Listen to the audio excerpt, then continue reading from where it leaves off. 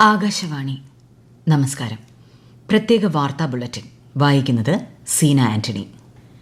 India Poland ബന്ധം തന്ത്രപരമായ പങ്കാളിത്തത്തിലേക്ക് ഉയർത്തുമെന്ന് പ്രധാനമന്ത്രി നരേന്ദ്രമോദി. പോളണ്ട് പ്രധാനമന്ത്രി ഡൊണാൾഡ് ടസ്കുമായി വാഴ്സോയിൽ നടന്ന ഉഭയകക്ഷി ചർച്ചയ്ക്ക് ശേഷമാണ് പ്രധാനമന്ത്രി ഇക്കാര്യം അറിയിച്ചത്.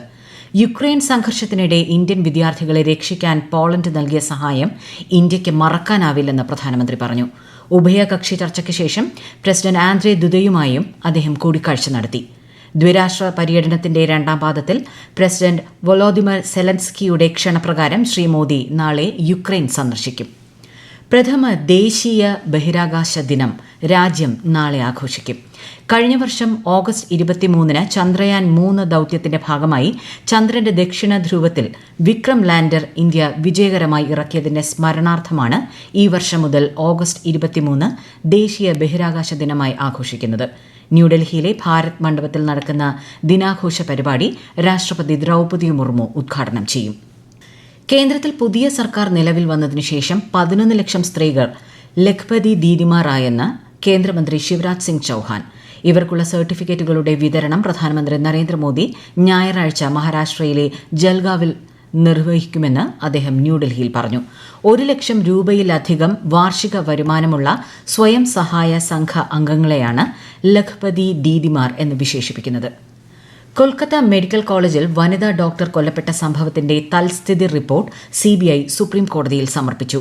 സംഭവത്തിൽ പ്രതിഷേധിച്ച് സമരം ചെയ്യുന്ന ഡോക്ടർമാർ തിരികെ ജോലിയിൽ പ്രവേശിക്കണമെന്നും സമരം പൊതുജനാരോഗ്യ സംവിധാനങ്ങളെ സാരമായി ബാധിച്ചതായും കേസ് പരിഗണിച്ചുകൊണ്ട് ചീഫ് ജസ്റ്റിസ് DY ചന്ദ്രചൂഡ് വ്യക്തമാക്കി. ഇതേ തുടർന്ന് എയിംസിലെയും RML ആശുപത്രിയിലെയും റെസിഡന്റ് ഡോക്ടർമാർ സമരം പിൻവലിച്ചതായി അറിയിച്ചു. കേസിൽ ആർജിക്കർ മെഡിക്കൽ കോളേജിലെ പ്രിൻസിപ്പലായിരുന്ന സന്ദീപ് ഘോഷിനെ ഇന്ന് CBI ചോദ്യം ചെയ്തു. ദുരന്തമുഖങ്ങളിൽ അഗ്നിരക്ഷാസേന നടത്തുന്ന പ്രവർത്തനം സ്തുത്യർഹമാണെന്ന് മുഖ്യമന്ത്രി Pinarayi Vijayan. Kannur Peringome fire and rescue സ്റ്റേഷന്റെ പുതിയ കെട്ടിടം ഉദ്ഘാടനം ചെയ്യുകയായിരുന്നു അദ്ദേഹം. 2018 പ്രളയകാലത്തും കോവിഡിലും വയനാട് ഉരുൾപൊട്ടൽ മേഖലയിലും ഫയർഫോഴ്സ് സംഘം നടത്തിയ പ്രവർത്തനങ്ങളെ മുഖ്യമന്ത്രി അഭിനന്ദിച്ചു. ഹേമ കമ്മിറ്റി റിപ്പോർട്ടിന്റെ പൂർണ്ണ രൂപം മുദ്രവെച്ച കവറിൽ സമർപ്പിക്കാൻ സംസ്ഥാന സർക്കാരിന് നിർദ്ദേശം നൽകി ഹൈക്കോടതി. റിപ്പോർട്ടിൽ പറയുന്ന ലൈംഗിക പീഡനങ്ങളിൽ ക്രിമിനൽ നടപടികൾ സ്വീകരിക്കണമെന്നാവശ്യപ്പെടുന്ന പൊതു താൽപര്യ ഹർജി പരിഗണിക്കുകയായിരുന്നു കോടതി. അടുത്ത മാസം 10-ന് കേസിൽ കോടതി തുടർവാദം കേൾക്കും. റിപ്പോർട്ടുമായി ബന്ധപ്പെട്ട ഹൈക്കോടതി ഇടപെടലിനെ സ്വാഗതം ചെയ്യുന്നതായും കേസെടുക്കാൻ കോടതി നിർദ്ദേശിച്ചാൽ സർക്കാർ ഇതനുസരിച്ച് പ്രവർത്തിക്കുമെന്നും മന്ത്രി സജി ചെറിയാൻ പറഞ്ഞു. ചലച്ചിത്ര മേഖലയുമായി ബന്ധപ്പെട്ട കോൺക്ലേവ് നവംബറിൽ കൊച്ചിയിൽ സംഘടിപ്പിക്കുമെന്നും മന്ത്രി അറിയിച്ചു. കോളറ മരണം റിപ്പോർട്ട് ചെയ്ത വയനാട് നൂൽപ്പുഴയിൽ ഗ്രാമപഞ്ചായത്തിന്റെയും ആരോഗ്യവകുപ്പിന്റെയും നേതൃത്വത്തിൽ പ്രതിരോധ പ്രവർത്തനങ്ങൾ ഊർജിതമാക്കി. ആശങ്കപ്പെടേണ്ട സാഹചര്യമില്ലെന്നും രോഗം നിയന്ത്രണ വിധേയമാണെന്നും പഞ്ചായത്ത് അധികൃതർ അറിയിച്ചു. 209 പേരാണ് നിലവിൽ നിരീക്ഷണത്തിലുള്ളത്. ബത്തേരി താലൂക്ക് ആശുപത്രിയിൽ ചികിത്സയിലുള്ള 10 പേരിൽ ഒരാൾക്ക് കോളറ സ്ഥിരീകരിച്ചിട്ടുണ്ട്. കോളറ റിപ്പോർട്ട് ചെയ്ത തോട്ടാമൂല, കണ്ടാണംകുന്ന് സങ്കേതമടക്കം 3 പ്രദേശങ്ങൾ കണ്ടെയ്ൻമെന്റ് സോണുകളാക്കി. തദ്ദേശ സ്വയംഭരണ സ്ഥാപനങ്ങളിൽ ഈടാക്കുന്ന വസ്തുനികുതിക്കും വാടകയ്ക്കും കുടിശ്ശിക കൂട്ടുപലിശ നിരക്കിൽ ഈടാക്കുന്നത് അവസാനിപ്പിക്കുമെന്ന് മന്ത്രി MB രാജേഷ്. ഇനി എല്ലാ തദ്ദേശ സ്ഥാപനങ്ങളിലും ക്രമപലിശ മാത്രമാകും ഈടാക്കുക.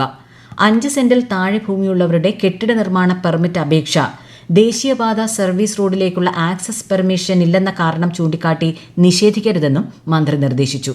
വീട് പൂർത്തിയാകുന്ന മുറയ്ക്ക് പെർമിഷൻ ഹാജരാക്കിയാൽ മതിയെന്നും മന്ത്രി പറഞ്ഞു.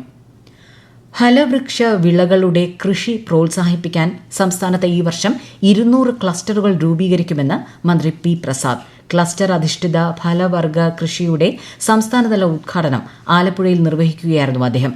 1000 ഹെക്ടർ വിസ്തൃതിയിൽ 11 ഇനം ഫലവൃക്ഷ വിളകളുടെ കൃഷി വ്യാപിപ്പിക്കുമെന്നും മന്ത്രി പറഞ്ഞു. സംസ്ഥാനത്ത് അടുത്ത 5 ദിവസം ഇടിമിന്നലോടുകൂടിയ ഇടത്തരം മഴയ്ക്ക് സാധ്യതയെന്ന് കേന്ദ്ര കാലാവസ്ഥാ വകുപ്പ്.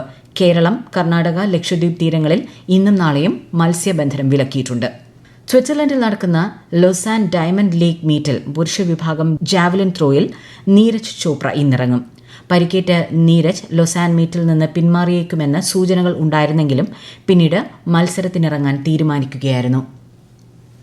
പ്രത്യേക വാർത്താ ബുള്ളറ്റിൻ കഴിഞ്ഞു. അടുത്ത വാർത്താ പ്രക്ഷേപണം നാളെ രാവിലെ 6:45-ന്.